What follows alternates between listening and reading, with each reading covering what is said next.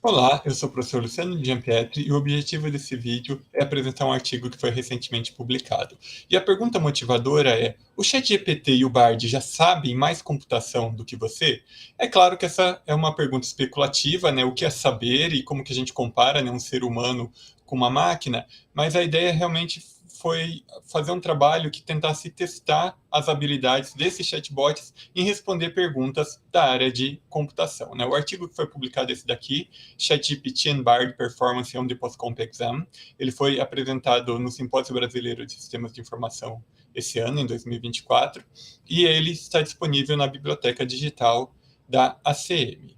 E como que foi avaliado aí o desempenho desses chatbots em questões de computação? Para isso foi escolhido o POSCOMP, que é o Exame Nacional para o Ingresso na Pós-Graduação em Computação, que ele é composto por questões de múltipla escolha, 70 questões, sendo 20 de matemática, 20 questões de fundamentos da computação e 20 questões de tecnologia da computação.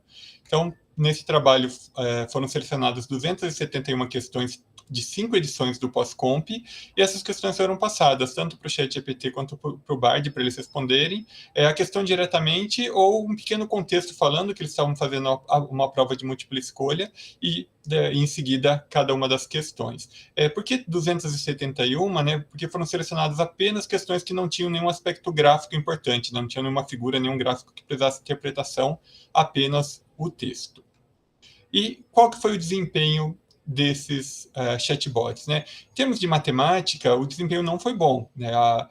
O desempenho humano, que está em azul aqui também, a média, né, do desempenho humano também não é muito boa, as pessoas costumam acertar em torno de 40% da prova de matemática, lembrando, né, que é uma prova que geralmente é feita pelas pessoas que estão formadas em cursos da área de computação, né, justamente para o ingresso na pós-graduação, mas os chatbots não foram bem, inclusive em algumas provas foram piores do que a média das pessoas na parte de matemática, o que já era esperado, né? Eles não foram feitos para resolver esse tipo de problema, eles têm dificuldade em resolver problemas de matemática. Porém, ao olhar para fundamentos de computação, a gente percebe que os chatbots eles tiveram um desempenho superior ao desempenho humano, né? O desempenho humano está aí em torno um pouco inferior a 50%. Os chatbots chegaram a ultrapassar 75% de desempenho, mas tiveram uma média um pouco abaixo disso ao longo dos anos, mas é de se destacar, né, que eles tiveram um desempenho superior ao desempenho das pessoas que fizeram essa prova de fundamentos da computação. Em tecnologia da computação, o desempenho dos chatbots também foi superior ao desempenho humano. Essa é a parte da prova em que as pessoas costumam ir pior, né, pior do que a parte de fundamentos de computação. Então, o desempenho humano fica aí em torno de 35%, 40% da prova. E os chatbots conseguiram, aí, num caso específico, passar de 75%, mas, de um modo geral, passaram aí em média de 50% a 55%. Então, novamente, tendo um desempenho superior ao das pessoas que fizeram essas provas. E lembrando que quem costuma fazer esse tipo de prova, né, essa prova em particular, o POSCOMP, são pessoas formadas na área de computação.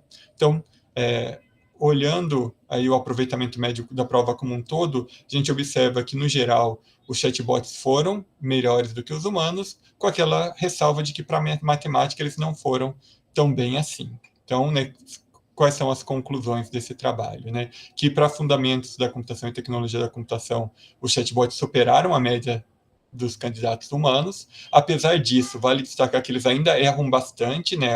Eles foram melhor, mas de um modo geral eles não estavam acertando ali mais do que 60%, 70% das provas, então estavam errando pelo menos 30% das questões, então eles ainda erram bastante, né? Eles não foram feitos para isso e realmente o desempenho para isso não é muito bom, mas já está maior do que o desempenho médio das pessoas que realizaram a mesma prova.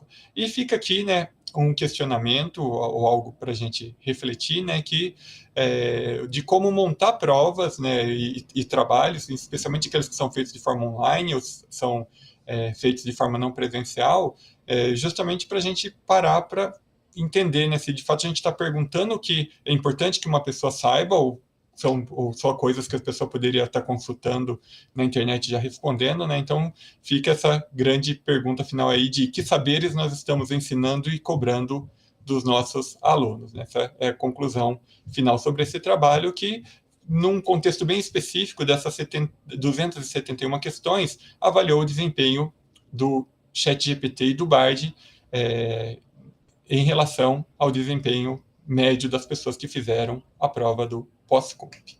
Então é isso, muito obrigado. A ideia aqui era só apresentar de maneira muito rápida esse artigo. Se vocês tiverem curiosidade sobre ele, é só procurar na internet, né, como eu mostrei para vocês, e vou colocar no link deste vídeo, vai ter, né, a referência do artigo completo para quem tiver mais interesse nesse assunto.